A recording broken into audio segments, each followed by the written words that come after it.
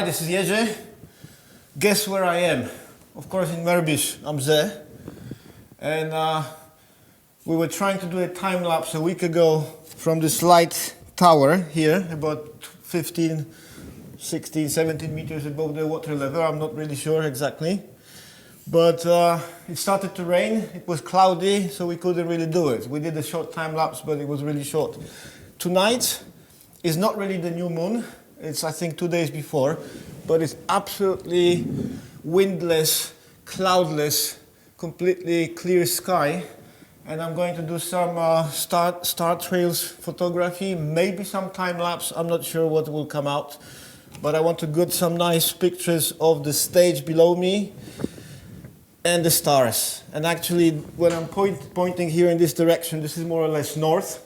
So I want to find exactly where the North Star is positioned, and I want to get nice star trails with those circles around the north.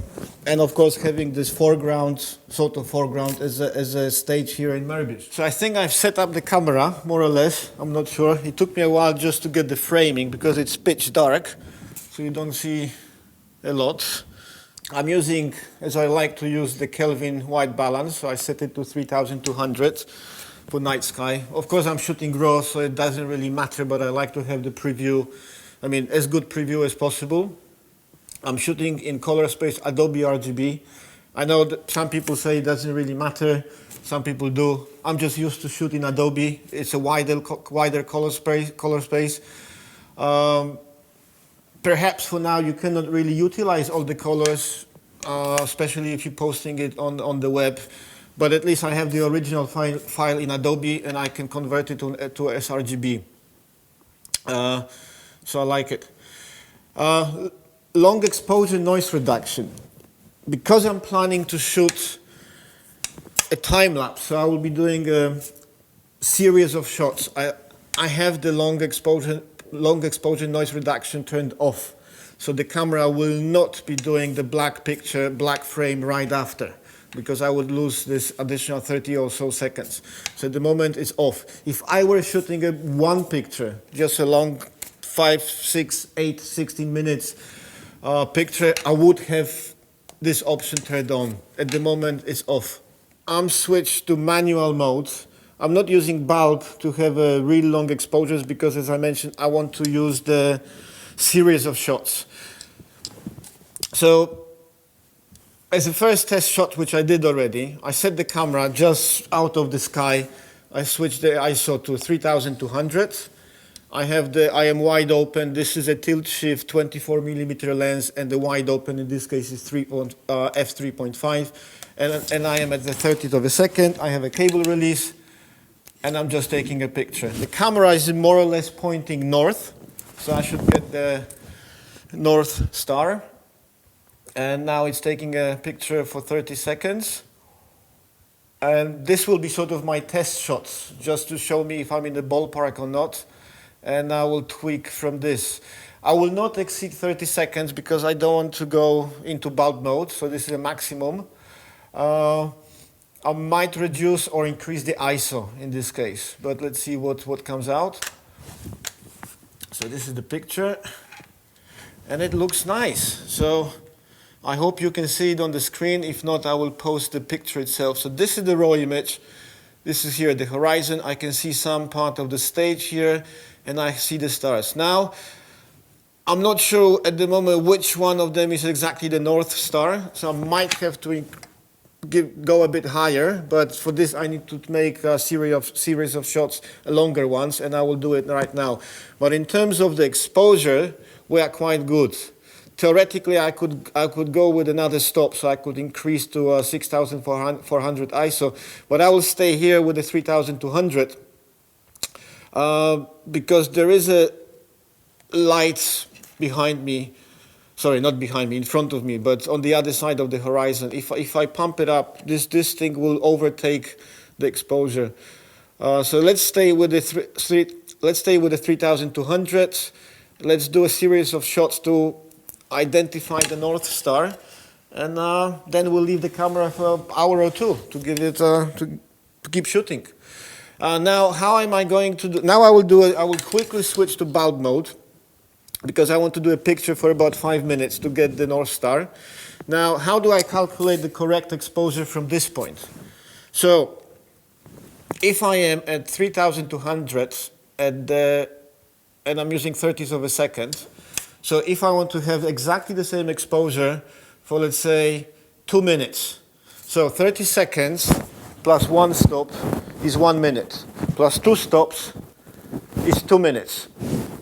So in this case, I have to, so to have exactly the same exposures for 2 minutes, I have to decrease the ISO by 2 stops. So I'm going from 3200 to 1600, and I'm going to 800. So with the bulb, for 2 minutes, I will have exactly the same exposure. Now I'm switching to bulb. Okay, today I don't have an intervalometer with me because I will be using it on a second camera. So I will simply lock it now, and I will use the mobile phone. I want to make sure that I'm framed well, and I might pan it either to the left or the right. I don't want to have a North Star directly in the middle of the frame. But this is the problem with the night photos. I mean, there's lots of trial and error at the beginning. Once you get it done, you're good to go. So let's stop the bulb. Pitch dark. Let's see the picture. It looks good. But I think 2 minutes was not. No, I see something. I see. So in 2 minutes, even with the 24 millimeters, I see already the stars are not stars anymore. I can see the stripes. And this is where, so the stripes are getting smaller and smaller. And it looks to me, I don't even get the North Star. So I have to go higher. I still have to go higher. You see this, those are the circles. So let's say they start to build up. Here are very small. So we have to go higher. So either I will raise the tripod, which is one of the options, or let me try to go higher with the shift option. So I will raise it dramatically. So let's take another picture. So let's set it for 2 minutes. 5, 4, 3, 2, 1. Finished. So let's stop it. Let's see, let's find the North Star. Hopefully. But this is also not good. Even if I find the North Star, I don't see the stage, which is not exactly what I want. I think now I see it, but I think I will go back to the previous. The alternative would be to use the 16mm lens, but then I would have a huge distortion here on this light tower. Actually, as you can see here, this light tower, this is on the other side of the stage, so we are exactly on the same one, but on this side. No, I'm going back to the previous shot, because here I'm basically cutting the whole stage, and the idea is actually to be able to see that this is the stage here in Merbisch. So let's go back, and okay, we have to do North Star later. So I think we're good in terms of exposure. So now I'm going back to, okay, we'll do another test shot, but I'm going back to the manual mode. So I want to stay with the 30 seconds, but now I have to increase the ISO again to 3200. The focus is set, framing is set. Let's do one shot, and this will be probably one of the first real shots. So this is now 30 seconds. And now I mentioned I don't have the intervalometer, I just have a normal remote control. What I'm going to use, how I'm going to use it to get a series of shots. I set the camera to continuous drive. So normally if you were shooting sports or something and you keep pressing the button, it would be shooting one after another. So I will simply lock this button here, and the camera will keep on shooting. So let's see yeah, it looks good. I might even go slightly lower. to have the base of the tower in frame, and then we start shooting. Let's final check. I think we're good. Yeah. Okay, so let's double check. We are in continuous drive. So it's not single picture, it's multiple pictures. So now it's 30 seconds. So if I simply press the button and lock it, it will start shooting picture after picture. And we can go to another location and do some other shots with another camera. So the camera is shooting, it finished one exposure and it's immediately doing another one and it will keep on doing it until I stop it. So we are going now to another location. I want to also try to get some Milky Way. Now it's what? It's 11:30, so it's half an hour before midnight. We should be able to see Milky Way in about 3 hours from now. So this camera will be shooting for another at least 2 hours. And see you later, and we'll see what are the results. So it's almost 3 o'clock in the morning.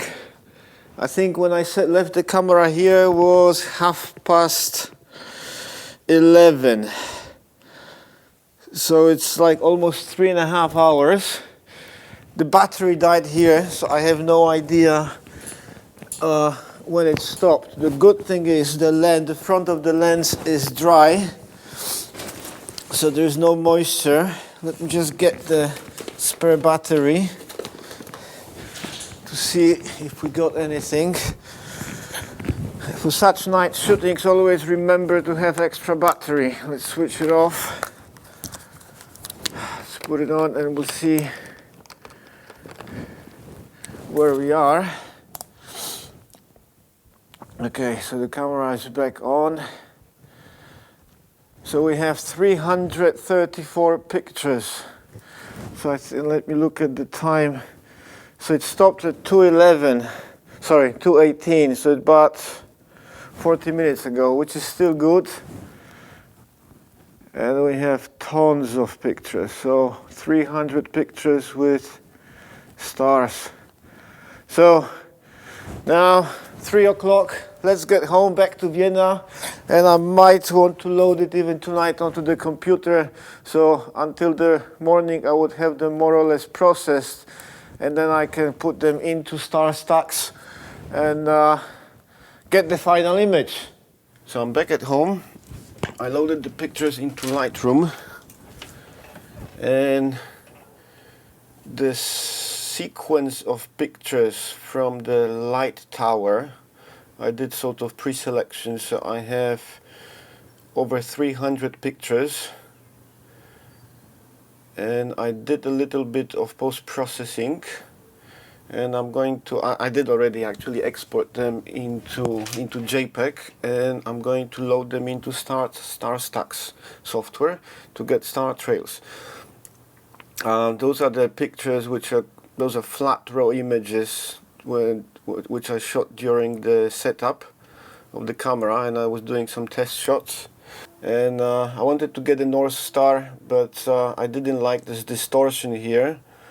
So then I switched to a 24mm tilt shift lens, and as you can see now, everything is nice and vertical. So those are unprocessed images. This is, I was just doing a test just to calculate the correct exposure. 30 seconds, f3.5, 12,800 ISO, but it's way too bright.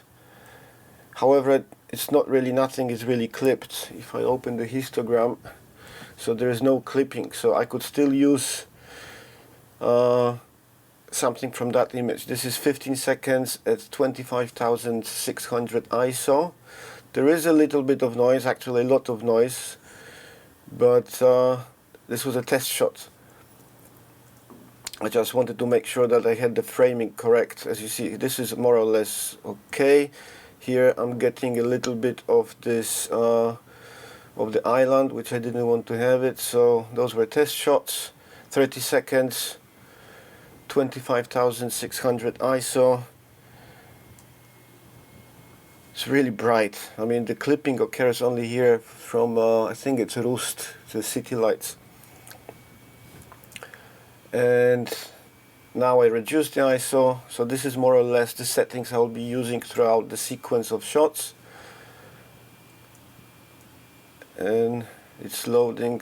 I have to do the focusing, again framing, and basically I started already the camera started to take pictures now with 30 seconds f3.5, which is wide open for this lens, 3200 ISO.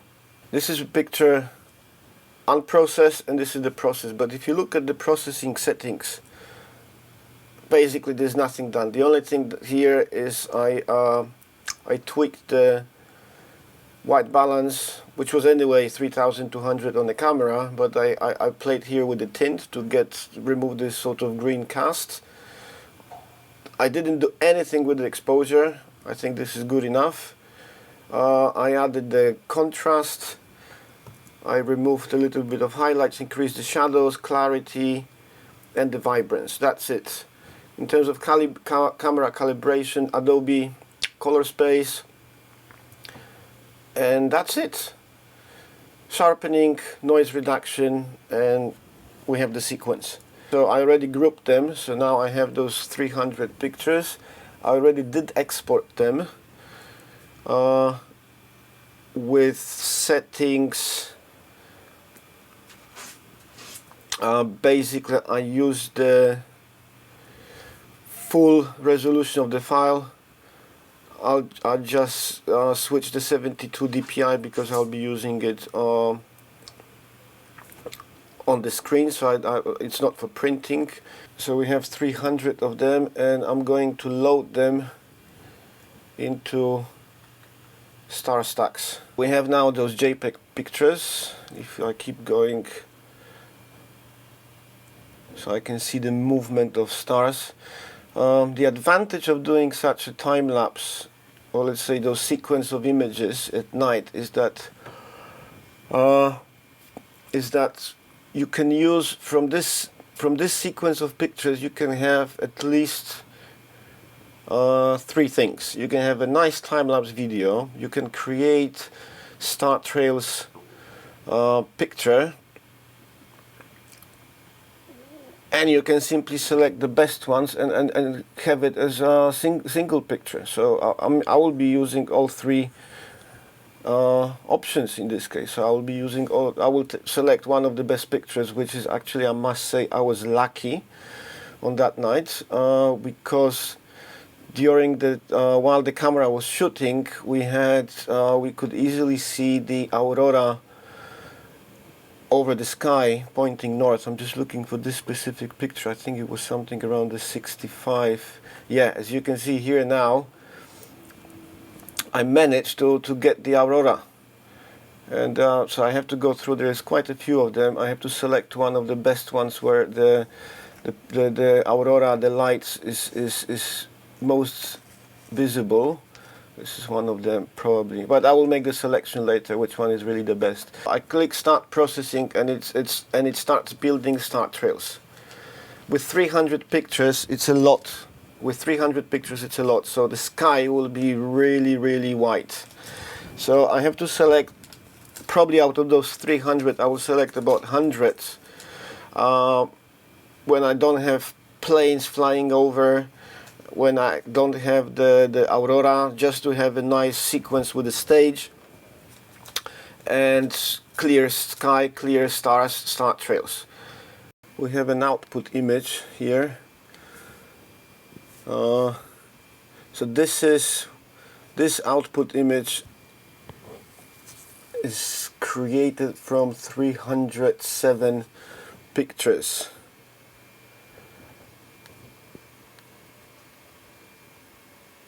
This is one image, and this is the output. I think it's too many. I think there are too many stars. Okay, it looks strange here, but this is just because this is a full res. This is absolutely full resolution file, 5184 pixels. when I scale it down it will look normal, but otherwise it's fantastic. But I think I will do a new version without this aurora here. I just want to have a clear sky, just the stars and much less. Anyway, let's save this one just for the sake of saving it. So I'm going to save it as version 1, and I will do some selection of different pictures. Just probably select about 100, maybe 150. Let's just save it here. So Merbish Tower Stars 01. Because those are all JPEGs, it will be also saved as a JPEG. I could use TIFF files, and once I make a final selection of the pictures I might re-render it again as a TIFF to have a better quality, or maybe I might do something later. So let's select only about 100 pictures. So we'll go from picture 200.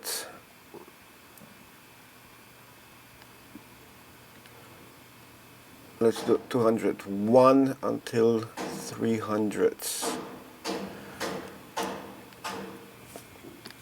Let's open them.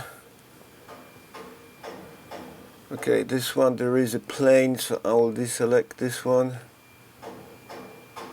So we will start, there is the same plane.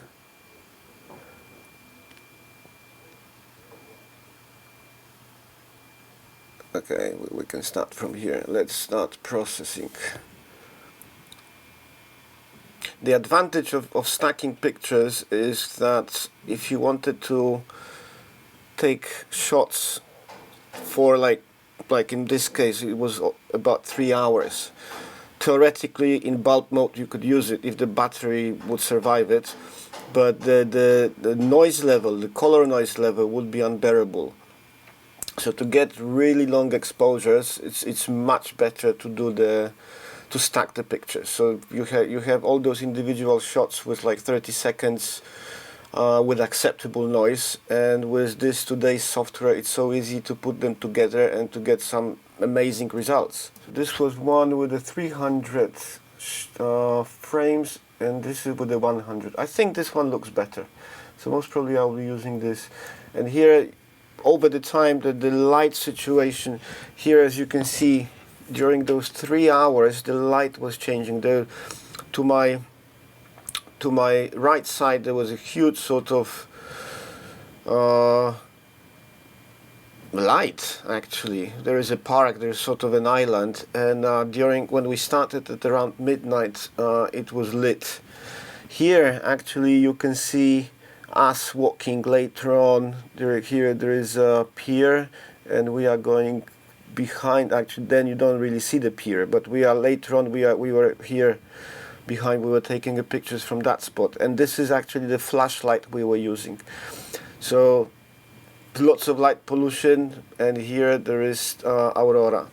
I will use those frames for the time lapse, but now when I chose the pictures taken way later, you see this light here is gone, because I think after 1 o'clock or something they switched it off, and this looks more like a night shot. Unfortunately this is the city of Rust.